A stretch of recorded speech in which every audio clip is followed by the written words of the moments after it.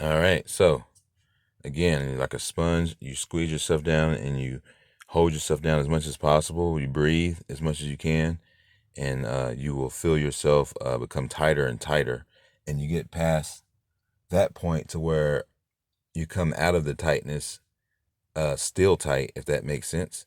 And you would basically be pushing through a series of gritty roughness to come out the other side free and unrestrained from the grittiness and the tightness. If that makes sense. All right. So, in the astral space is perceived typically as dreams, temporary astral stimulus. You can travel temporarily. You can dream. You think that you're using your third eye, but you're just kind of using it.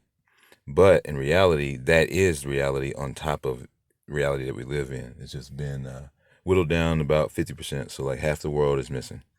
All right. So once this comes out and all this comes out, the two that are smashed down in here, one that comes up more sends the one on top, like pushing and pull. One hits the ball, another one goes, like a opposite reaction or whatever.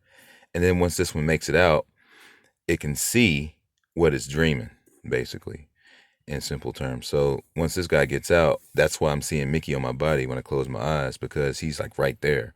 And as soon as he pushes through that side, it could be any moment. It could happen right now.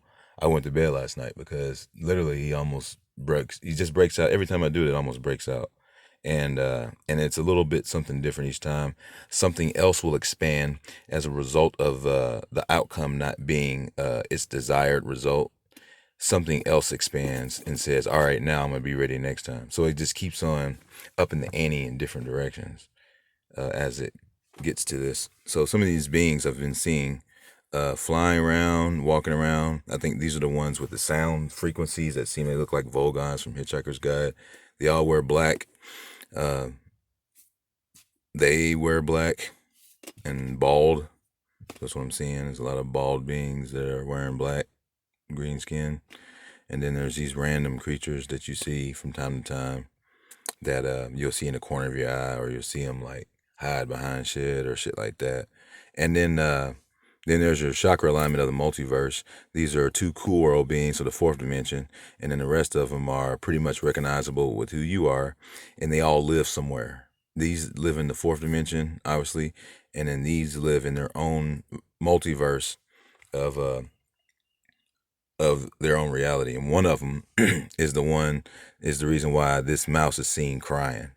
Basically, he's negative. I had to fight this character. I went into my astral space. This motherfucker came out in an astral form out of my body, and I pushed him down.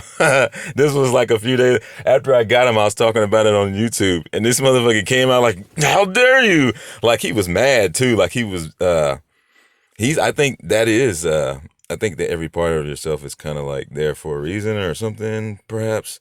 But he comes, how dare you talk about me like that? He comes out in an astral form, and I fucking grabbed him and I said, get your ass back down there. And he goes right back in there. And that it surprised me, but I wasn't like, holy shit or nothing. It was just like, oh, there you get your. That was the first time it's ever happened, but it doesn't seem to be, to be very surprising. But yeah, he's down there. He's down. I think he's the asshole. Huh? I think he's the asshole, huh? All right, so DMT and electrical ability comes out, obviously, but when it happens, you become what it seems to be comfortably numb, because even my eyeballs, when they were cooking, DMT comes out as a byproduct, like an anesthesia. And not only do you become numb, you become incoherent, and you just kind of hunch over and you're just staring off in space. When you do that, you're pretty much almost there. Like you're almost getting ready to do something. And when you're doing this, you swell up like that, walk around somewhere, and then you'll be like, wait, everything's different. Like you just feel different. Like you just feel, you feel like you're full of life because you filled up with life, if that makes sense. So, yeah, next time I do it, I'll take my shirt off next time. Sometimes it's a good practice to wear less, like they wear, these yogi people wear like diaper looking things. And now you see why those garments are also white, so they can reflect white into the body. and you just want these things to swell up pretty much. And if you're doing the same thing to down below, um, you want to go at the base pretty much. That's what the Russian version of her keeps saying. Go to the base and go up from there, and it makes this a part of your alignment send energy through because it's decompressing itself out into a more giant version. So you're all compressed down, right? And then you come out. Your ears pop out. It's kind of like one of those little squeezy toys. You squeeze in, the eyeballs pop out and the ears pop out. And that's pretty much what's happening. You're like a sponge squeezing itself. And then when it unsqueezes itself, if you do it enough times, the sponge starts to grow. That's pretty much what happens. And then when you get to your max capacity, all of this stuff is easy. It's like right on the edge, like paper thin, and you're just playing around with getting used to pulling the trigger on yourself because it's you don't know exactly how it's happening.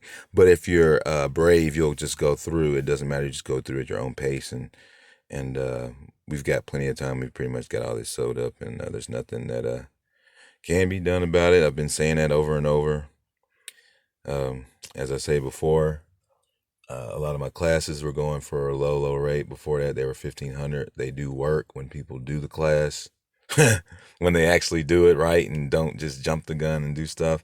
And the prices are slowly going to go up again. So soon I'm going to have those classes go up to at least 500, and then they're going to go probably right back up to where they were, and then I won't have to work at all because it's becoming more and more meaningless when this is on the foot and more opportunities are presenting themselves as we go, as we speak. So, yeah. Onward we go through the fog and into the unknown. Thank you for watching Grim Nasty TV, because when you get awake, you stay awake.